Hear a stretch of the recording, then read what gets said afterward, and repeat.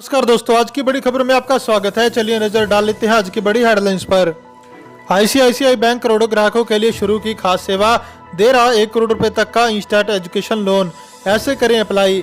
इसके बाद हम जानेंगे भारत को आज तगड़ा झटका दे सकता है अमेरिका। डोनाल्ड ट्रंप करेंगे H1B वीजा पर पाबंदियों की घोषणा। इसके बाद हम जानेंगे पीएम किसान स्कीम में हो चुका है बड़ा बदलाव। अब 2 करोड़ ज्यादा किसानों के खाते में आएंगे 6,000 रुपए, जाने सब कुछ। इसके अलावा सरकार ने बॉयकॉट चाइना प्रोडक्ट्स के लिए उठाया ये कदम। चीन के सस्ते घटिया सामान की मांगी लिस्ट। अगली बड़ी खबर में हम जानेंगे 16 दिन में पेट्रोल 8 रुपए 30 पैसे और डीजल 9 रुपए 22 पैसे हुआ महंगा। जानिए आज के क्या है रेट्स। दोस्तों, आज की पहली बड़ी खबर में पेश है चीनी बीमारी का बिल्कुल ताजा अपडेट पूरे देश भर से। देश में कोरोना संक्रमितों की संख्या 4,25,667 हो गई। बीते 24 घंटे में 15,140 मरीज बढ़े। सबसे ज्यादा 3,870 केस महाराष्ट्र में और इसके बाद 3,000 मामले दिल्ली में आए। बीते 13 दिनों में देश में ठीक होने वाले मरीजों की संख्या इलाज कर रहे मरीजों की संख्या से काफी आगे निकल गई। अब 1,74,803 मरीजों का इलाज चल रहा है, जबकि 2,37,252 ठीक हो चुके हैं। कुल 13,704 मरीजों की मौत हो चुकी है। टेस्टिंग बढ़ने के साथ तेजी से बढ़ रहे केस।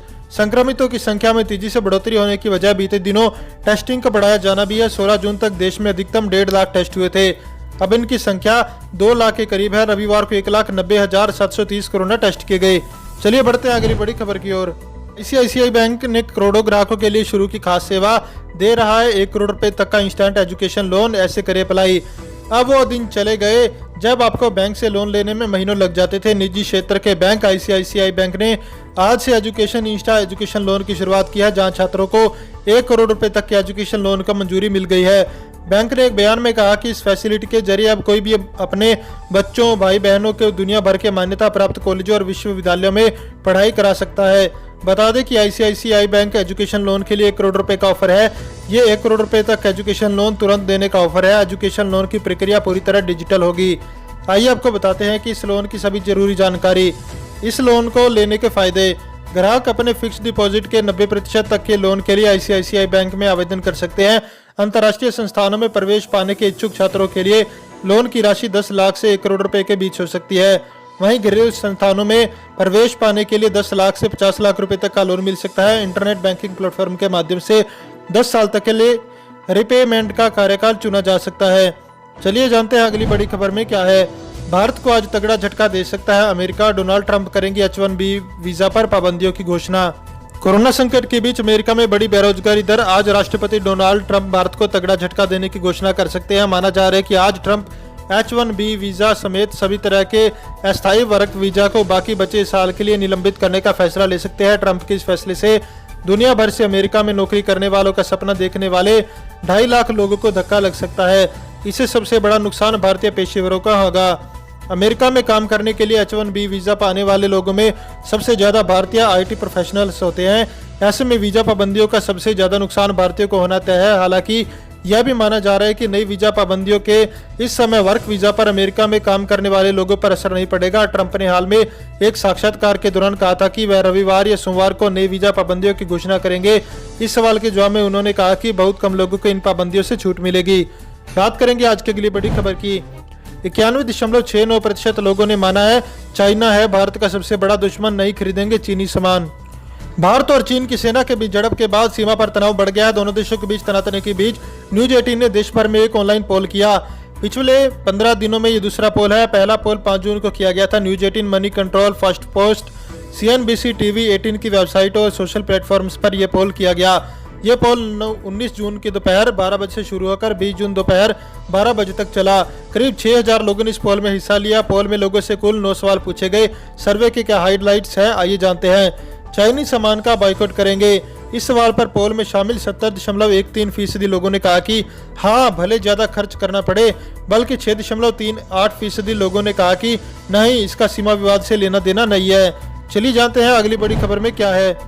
103 रुपए में कोरोना की दवा लॉन्च करने के बाद ग्लेनमार्क फार्मा के शेयर में आई ऐतिहासिक तेजी। निवेशकों को हुआ जबरदस्त मुनाफा। देश की बड़ी फार्मा कंपनी ग्लेनमार्क फार्मा को कोरोना वायरस की दवा बनाने की मंजूरी की खबर के बाद शेयर में जोरदार तेजी आई है। NSE पर कंपनी का शेयर 32% उछलकर 539 रुपए के भाव पर पहुंच गया।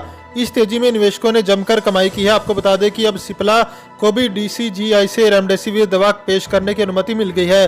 सिप्ला इस दवा को बाजार में CIPR EMI के ब्रांड नाम से उतारेगी। बीते 2 दिन में 3 कंपनियों ने कोरोना इलाज के लिए दवा लॉन्च कर दिया है।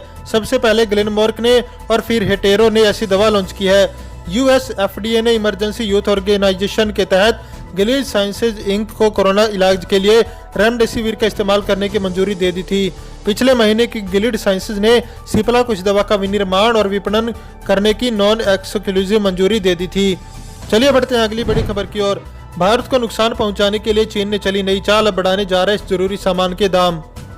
भारत का फार्मा सेक्टर पूरी तरह चीन पर निर्भर है। आपको शायद ही ये बात पता हो कि भारतीय दवा कंपनियां अपनी जरूरत का 70% API चीन से आयात करती है। गलवान घाटी हिंसा के बाद चाइना ने अब इन प्रोडक्ट्स की कीमतें बढ़ानी शुरू कर दी है। भारत की चीन पर निर्भरता इतनी ज्यादा बढ़ गई है कि वह अब इसका गलत फायदा उठाने लगा है।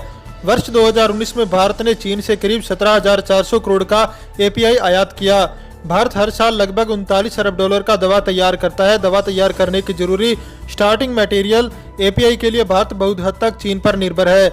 वित्त वर्ष 2019 में भारत ने चीन से करीब 17,400 करोड़ डॉलर यानी 2.5 अरब डॉलर का API आयात किया था। बात करेंगे आज की अगली बड़ी खबर की। SBI के जरिए यहां से करे खरीदारी, मिल रहा है भारी डिस्काउंट। आज है फायदा उठाने का आखिरी मौका। ऑनलाइन शॉपिंग करने की सोच रहे हो तो आज सस्ते में सामान खरीदने का आज आपके पास आखिरी मौका है, क्योंकि आज अमेजन पर चल रही बड़ी सेल का आखिरी दिन है। ये ऑफर 22 जून तक ही वैलिड है। ऐसे में इस ऑफर का जल्द से जल्द फायदा उठाएं। इस सेल में कंपनी कई ऑफर चला रही है। वहीं अगर आप इस सेल में SBI योनो के जरिए खरीदारी करते हैं तो आपके एक्स्ट्रा डिस्काउंट मिल सकता है। मिलेगी भारी छूट। SBI कार्ड के जरिए पेमेंट करने पर आपको 10% तक एक्स्ट्रा डिस्काउंट मिल सकता है। ये डिस्काउंट अधिकतम 1,000 रुपए तक होगा। लेकिन अगर आप SBI योनो के जरिए प्रोडक्ट को अपने कार्ड में डालते हैं तो आपको 5% का अल्टीमेट कैशबैक मिल सकता है। चलिए जानते हैं अगली बड़ी खबर है। PM किसान स्कीम में हो चुका है बड़ा बदलाव। अब 2 करोड़ ज्यादा किसानों के खाते में आएंगे 6,000 रुपए, जाने सब कुछ। प्रधानमंत्री किसान सम्मान निधि योजना का ऐलान पिछले साल किया गया था। इस योजना के तहत केंद्र सरकार किसानों के बैंक खातों में सीधे पैसे ट्रांसफर करती है। इस स्कीम के तहत अगली किस्त 1 अगस्त 2020 से किसानों के खातों में ट्रांसफर की जाएगी। वहीं इस स्कीम में एक बड़ा बदलाव हो चुका है। केंद्रीय कृषि राज्य मंत्री कैलाश चौधरी ने बताया कि प्रधानमंत्री सम्मान निधि योजना के दायरे में विस्तार किया गया है। इससे 2 करोड़ और किसानों को 6,000 रुपए मिलेंगे।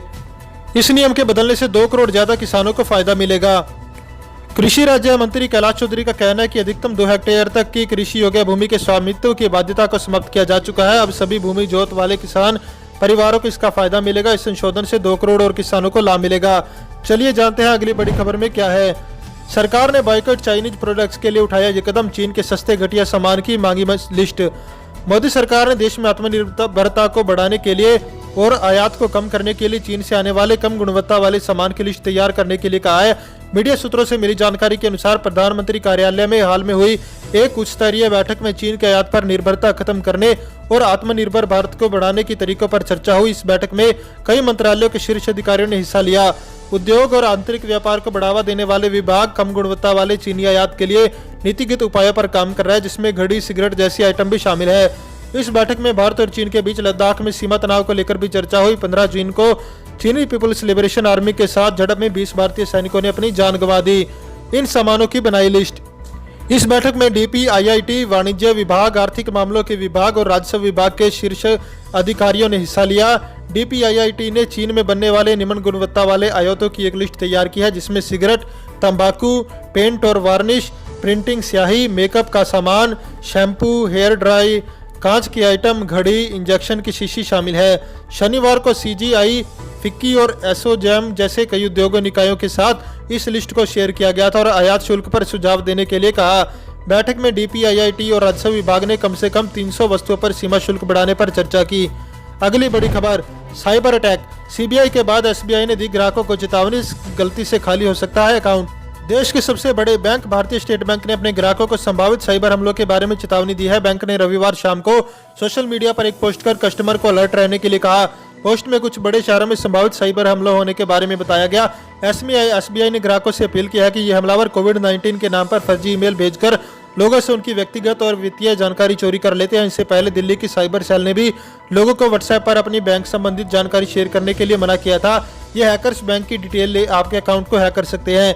SBI ने रविवार को अपने एक ट्वीट में लिखा, हमारे संज्ञान में आया है कि भारत के प्रमुख शहरों में एक साइबर हमला होने वाला है।